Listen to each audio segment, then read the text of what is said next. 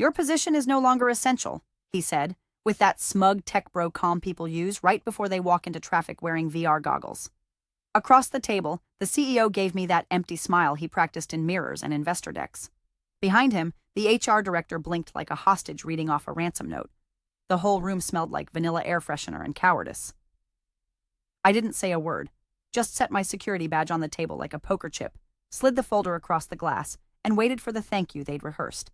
He launched into some hallmark eulogy about your years of service and the shifting priorities of today's competitive defense landscape, which is corporate for some McKinsey intern told me you're expensive.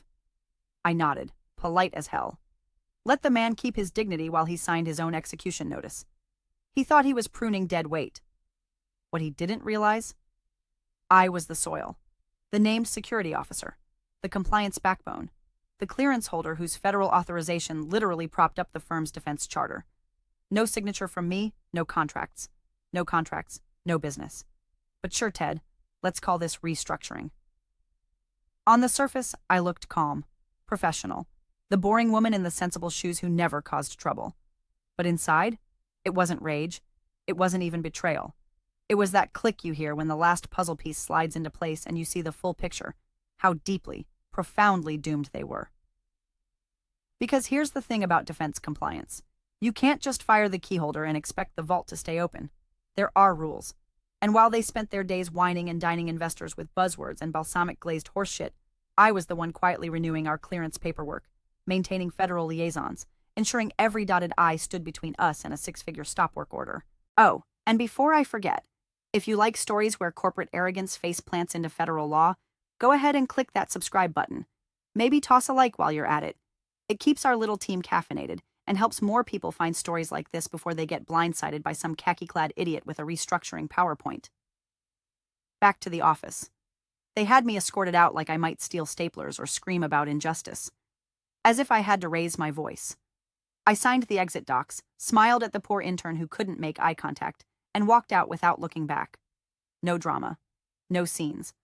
Just me, my dignity, and one last email I sent from my personal laptop before the system locked me out. The subject line was simple. Clearance oversight. Termination update. I copied 2 federal agencies, per protocol. Included the date and time my responsibilities ended. Attached the signed SF-328. Closed the laptop. They thought it was over. What they didn't realize was that paperwork doesn't care about egos. That document alone. It nullified our defense charter, retroactively. Without a named clearance holder with valid authorization, every classified contract they'd touched since that moment became an expensive liability. But hey, I'm just a quiet former employee. What do I know? I went home, made tea, and sat by the window. Not angry, not smug, just still. There's a certain peace that settles in your chest when you know a storm is coming, and you're not the one who has to lift a finger to cause it.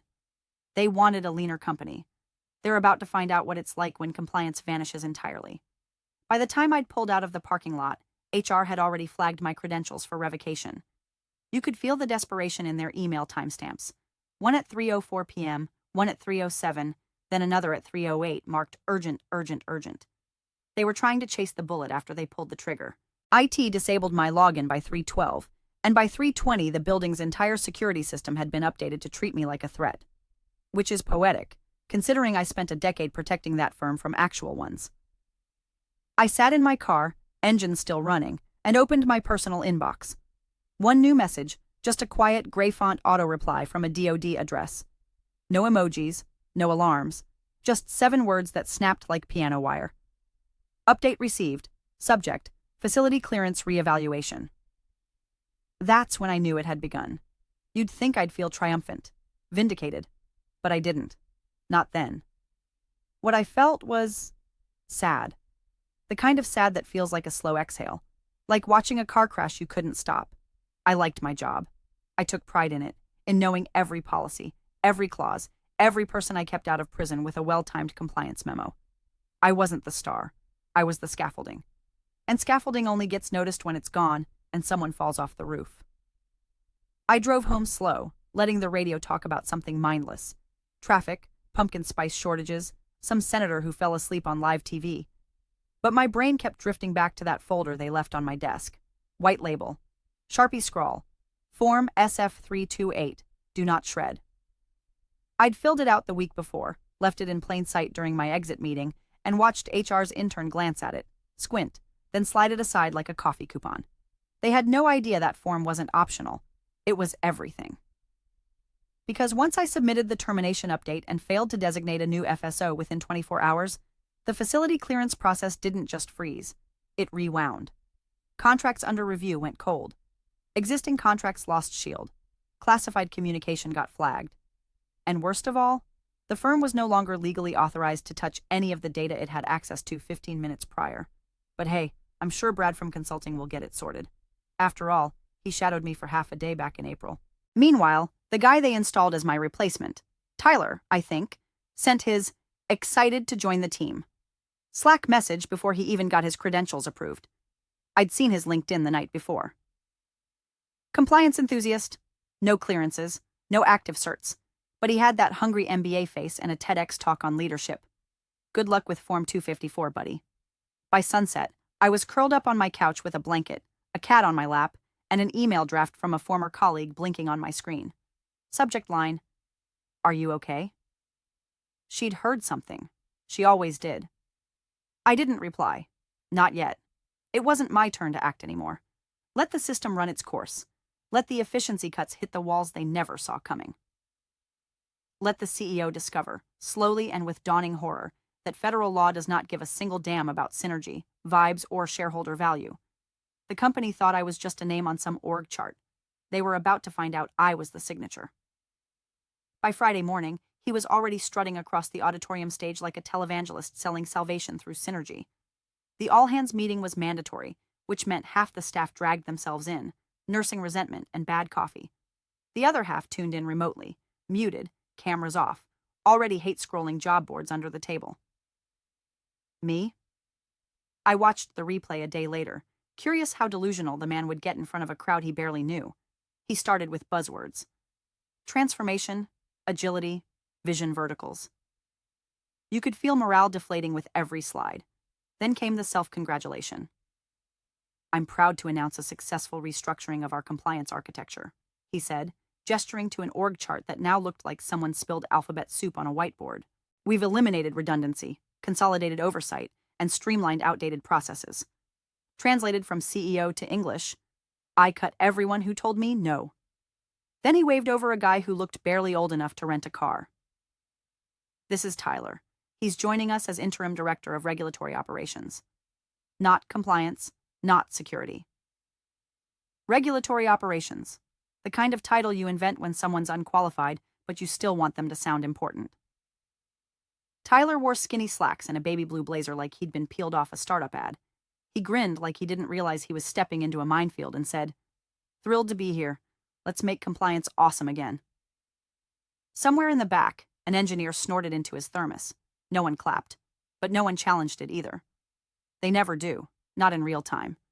That's how men like our CEO thrive, by surrounding themselves with silence and people who confuse LinkedIn endorsements for actual qualifications. He clicked to the next slide, a bullet point list of upcoming milestones. At the bottom, finalizing submission for Project Cardinal, Q4. That one made me sit up. Project Cardinal wasn't just a classified bid. It was classified high side. Any involvement required an active facility security officer with Tier 3 clearance minimum. No exceptions. No consultant oversight. And to file, the submission had to include the FSO's full name, badge number, and signature on 3 different forms. And guess whose name was pre-printed on the application? Mine. Because those templates were created months ago, when I was still the named officer. And no one had updated the forms, or the policies, or the approval workflows. They just hit send, assuming automation would cover their incompetence. I imagined the legal intern responsible for filing it, dutifully uploading the packet to CyberNet, never realizing the minute they submitted with my name but without my current designation, they'd triggered a compliance red flag that made Homeland Security blink twice. But sure, streamline it, buddy. The kicker? The CEO ended his speech with a cheesy little mantra. "In this company," he said, "we don't cling to the past, we build the future." The crowd clapped this time. Or maybe the sound guy just hit the track. Back in my living room, I poured a fresh cup of tea and smiled like a woman watching the last 5 minutes of a true crime documentary, where the villain realizes the phone calls were coming from inside the house. The arrogance wasn't what surprised me. It was the speed. He didn't just gut the compliance framework. He lit the match and asked everyone to admire the flame. But fire doesn't negotiate, and neither does federal code. Tyler may have had the blazer, but I had the badge. Or rather, I had it, until they took it from me. Now they had a paper trail with my name, no authority behind it, and a ticking regulatory time bomb disguised as a PowerPoint win. And somewhere in a government inbox, a caseworker was staring at Form 328, realizing their contact had been terminated mid-cycle. Tick. Tock. By Monday, the polite silence started turning jagged. It began with bounced emails. First just one or two, messages to federal liaisons that came back with vague errors or delay notices. Recipient unavailable. Delivery timed out. Mailbox full. But then came the rejections. One flagged sender. Two marked unverified facility. And a third that straight up read, "Clearance contact not recognized. Do not reply on this channel." Tyler told the team it was probably a firewall thing. He said it like someone who'd just Googled firewall on his phone and thought the issue would fix itself if he clicked refresh hard enough.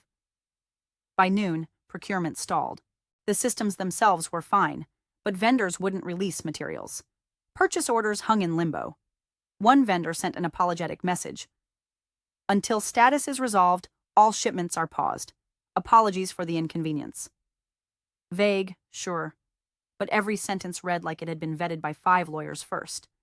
Meanwhile, Tyler kept walking around the office like a lost exchange student in a language immersion school. "I'm still getting up to speed," he told the finance lead. "This isn't my core strength," he admitted to a contracts manager. When asked if he'd submitted the FCL verification for Project Cardinal, he said, "That's a week 2 item."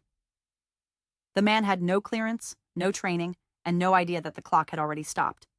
Clients noticed. They always do. Quietly, at first.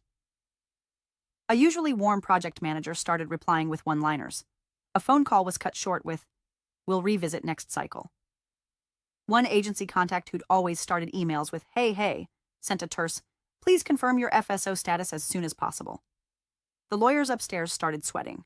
That's when they reached out to the Defense Industrial Base office. No reply. Not a maybe later bounce back or an automated, "Your ticket is in our queue." Just nothing. Like a switch flipped and the firm went from vendor in good standing to ghost with access to secrets. Because when a facility loses clearance, the government doesn't yell. It just stops talking. Somewhere around 3 p.m., the director of legal, a man who once laughed when I asked if he'd read the NISPOM, emailed the CEO. Short subject line, "FSO status, urgent." No reply. So he tried again, this time CCing 3 board members. Still silence. That night, I met someone at a little coffee shop near Crystal City, a place where the cappuccinos taste like regret and the baristas all wear lanyards with nothing printed on them. He was already seated, mid-50s, plain suit, no business card, just a folded manila envelope and a face that had seen a lot of people fall on their own swords. I sat down. He said nothing for a long while, just tapped the envelope once. "Do they know what they did?" he asked finally.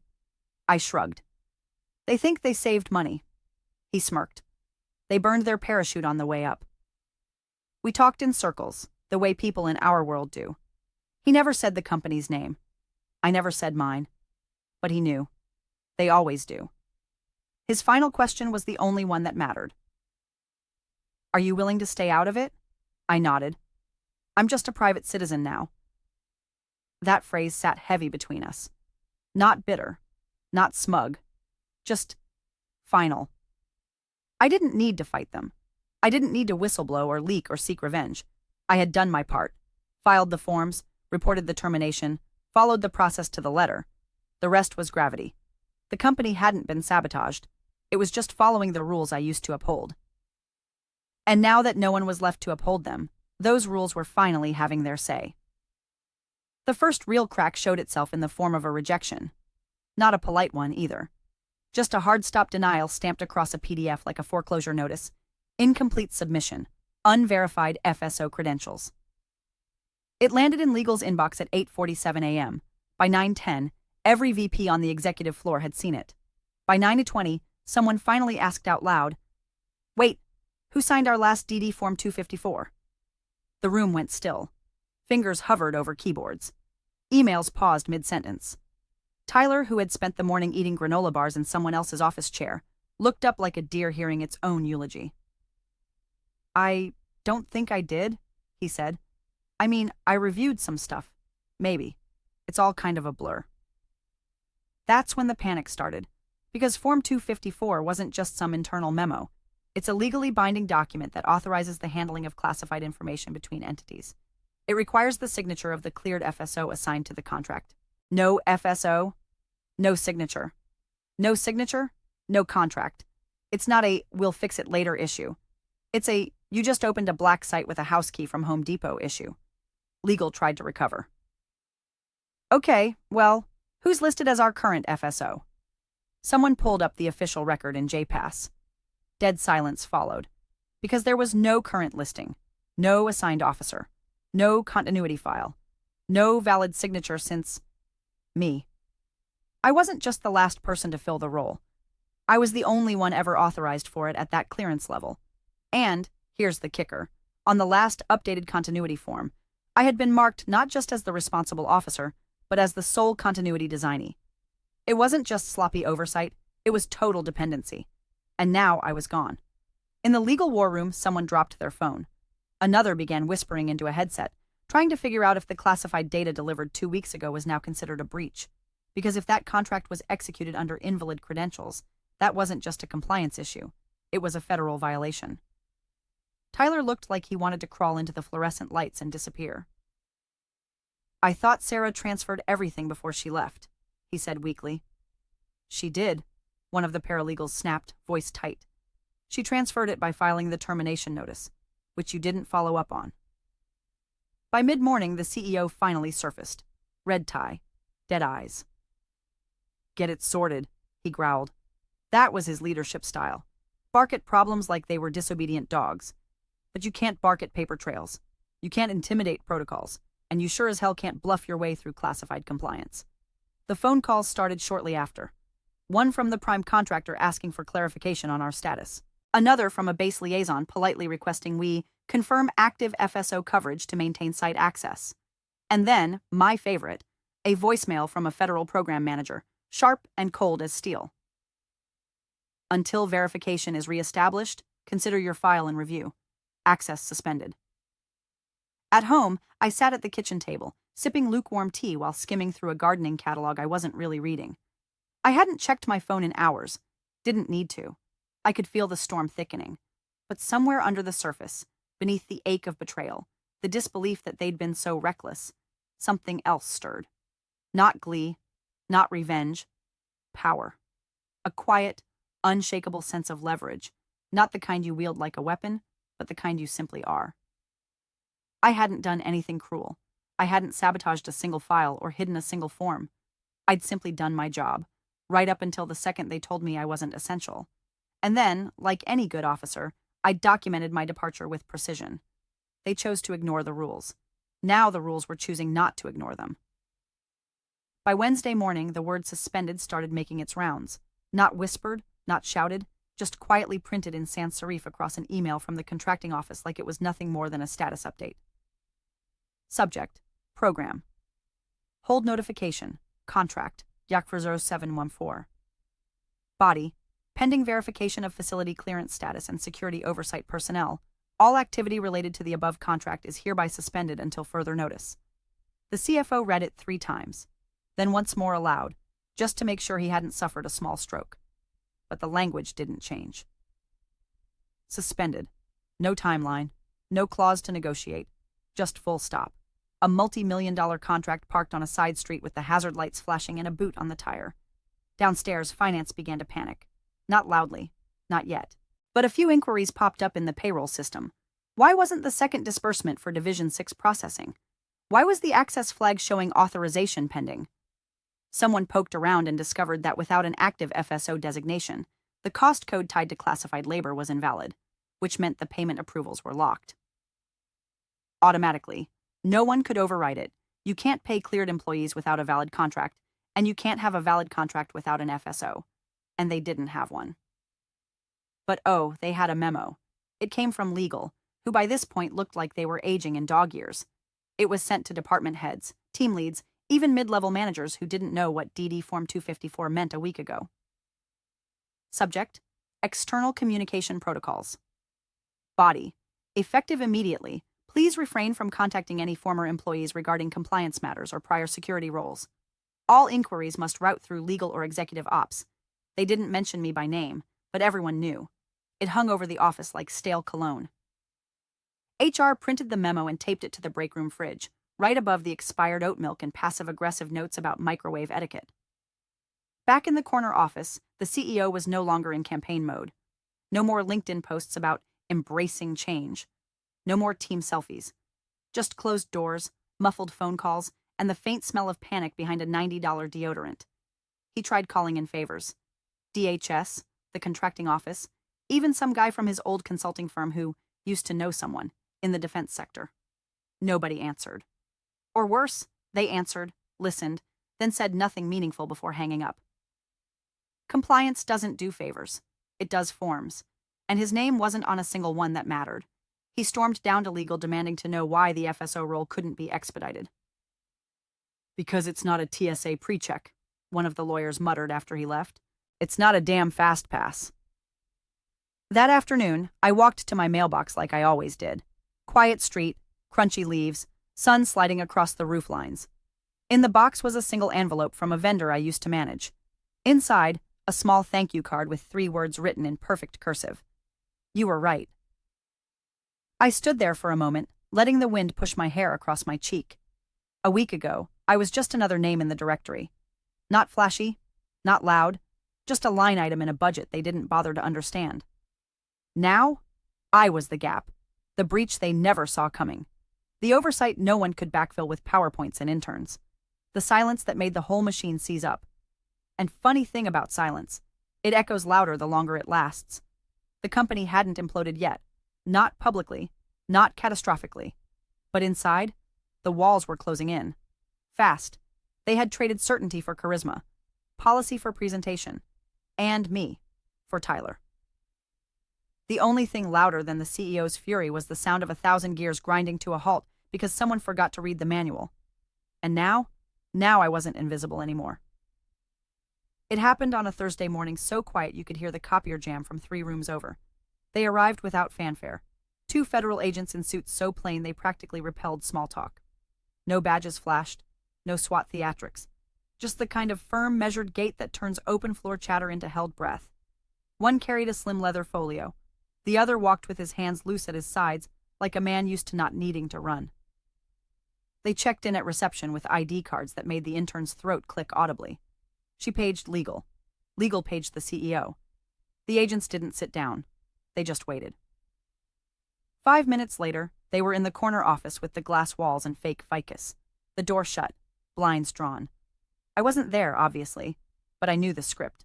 Agent 1 set the folio on the table like it was a final draft of someone's career obituary. Then he removed his glasses.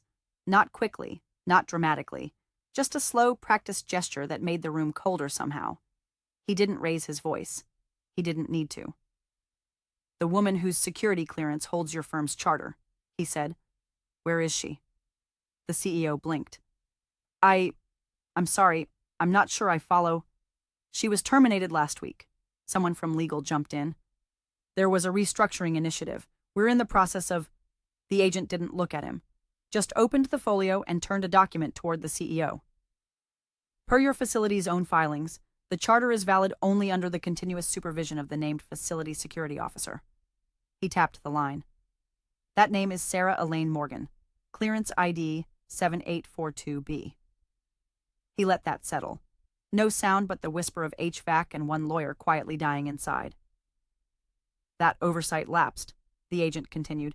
There was no successor designation, no formal continuity plan submitted.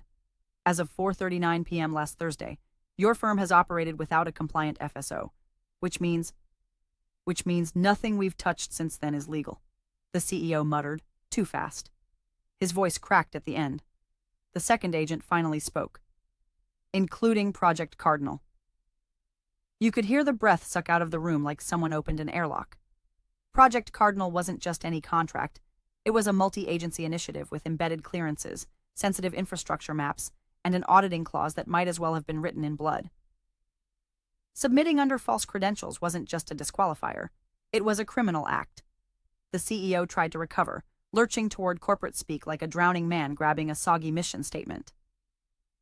We were under the impression that our interim director had— Your interim director, the first agent said, glancing briefly at a secondary file, has no clearance, no recorded credentials, and no formal authority under any defense compliance structure. Legal opened his mouth again, then closed it. The CEO stared at the paper like he could will the words into meaning something else. But they didn't shift. Federal forms don't bend, they break.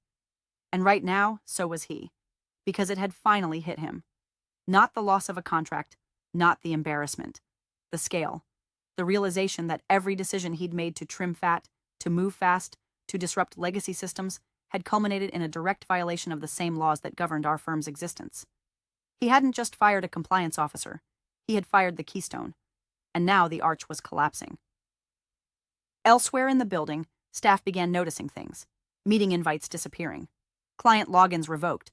Slack channels renamed to cryptic acronyms like Prelim Legal. Someone in HR cried in the stairwell. Someone else updated their resume during lunch. And me? I was sitting by the river with a paperback and a half-finished coffee, not far from the agency office where my clearance still lived quietly in good standing. The wind was nice. Geese honked.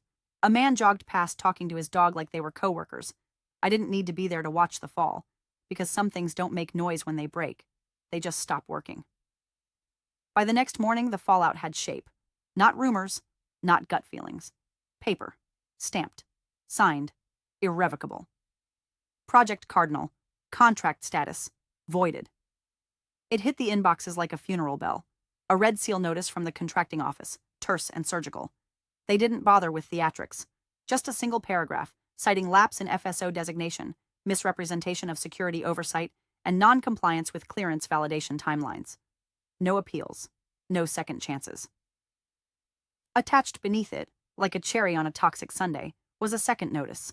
A retroactive suspension of another long-standing contract, the one with the satellite systems subcontract. Because when you lose good standing with one agency, the rest don't call to ask how you're holding up. They assume you're compromised. And then the phone calls started. Clients, vendors, quiet messages worded like breakups from people afraid to get messy. We're pausing upcoming collaboration. We'll revisit partnership opportunities in the next fiscal. We're initiating a reevaluation of vendor compliance requirements. Which all meant the same thing. We're out. In the office, it was open war.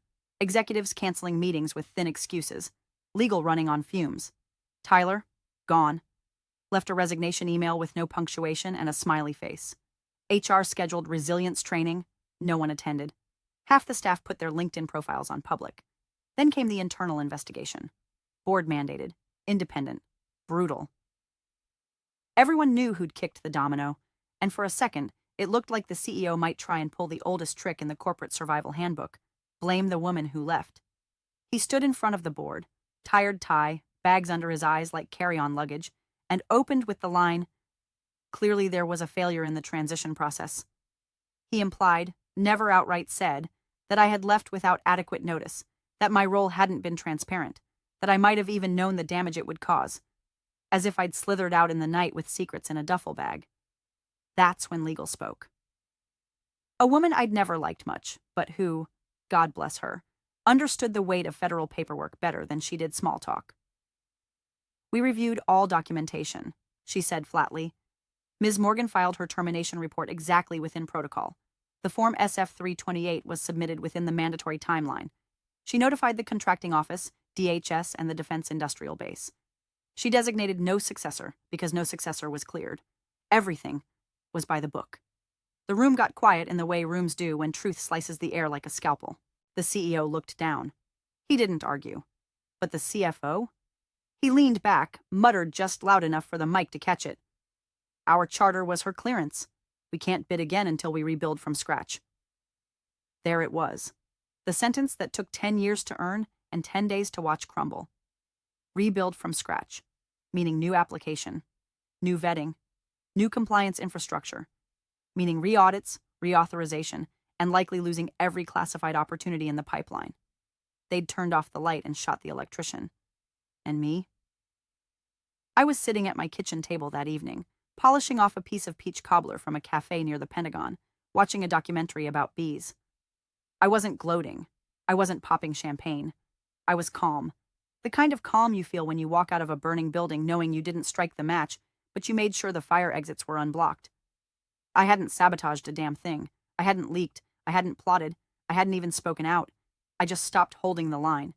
And they, so convinced I was background noise, never realized the weight I'd been carrying until I let it go. The company didn't collapse because of me. It collapsed because no one else knew where the beams were. The email came late, tucked between a gardening newsletter and a shipping confirmation for a mug I didn't remember ordering. Subject line, panel invite, oversight and ethics in high-stakes compliance. The sender was someone I vaguely remembered meeting once at a defense conference years ago, the kind of woman who wore neutral suits and could recite CFR citations from memory. She wrote, "We'd be honored to have you share your perspective. Everyone's talking about what happened. Your silence said more than some people's manifestos." I sat with it for a moment. Not flattered, not even surprised. Just steady. The panel was virtual, of course. Half of us in clean blouses and pajama pants. A few hundred attendees, all muted. Government people, compliance officers, contract managers, folks who'd had to learn the word whistleblower in real time. When it was my turn, I didn't talk about the CEO, or the contract, or the exact timeline. I talked about responsibility, about what it means to know the rules, not to twist them or move fast and break things, but to honor them. I told them how compliance isn't the fire escape. It's the walls that keep the damn building standing. I said it soft even. No drama. Just truth.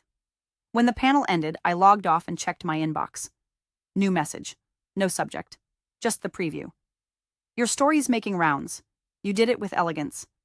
It was from a woman I didn't know. Different firm. Different state. Same industry.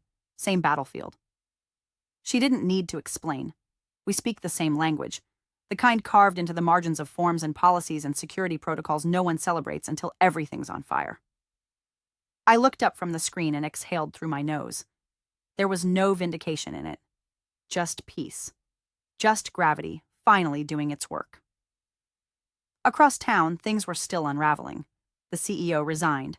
The press release used the usual phrases: pursuing other opportunities, transitioning leadership, grateful for his contributions. Meanwhile, the company was officially under federal audit. Half the board was lawyering up.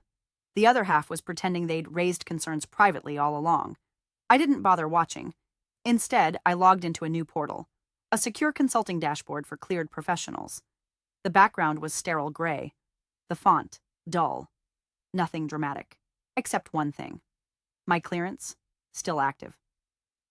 I clicked into a new contract opportunity, reviewed the scope, checked the timeline, scrolled to the bottom where the client name was listed. It was a competitor. Direct. Aggressive. Hungry. The kind of firm that had always played second fiddle to my old company. Until now. I hovered for a second, then clicked accept. Not to get even. Not to spike the football. Just to keep doing what I do. Quietly. Precisely. Without fanfare. Because this was never about revenge. It was about consequence. They broke themselves the moment they forgot who held the weight. And me? I just stepped aside and let gravity handle the rest.